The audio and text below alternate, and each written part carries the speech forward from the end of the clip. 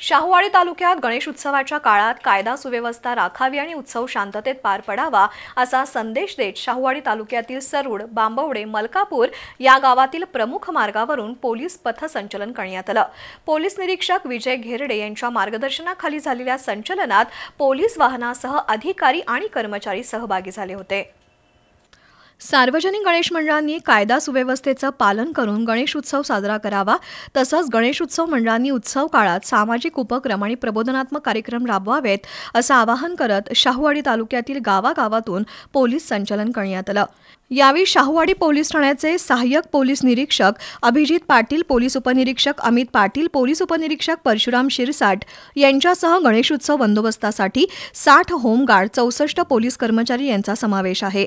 गणेश उत्सव काळात कायदा सुव्यवस्था अबाधित राहण्यासाठी 64 पोलीस कर्मचारी आणि 60 होमगार्ड यांची नियुक्ती करण्यात आल्याची माहिती पोलीस निरीक्षक विजय घेरडे यांनी दिली।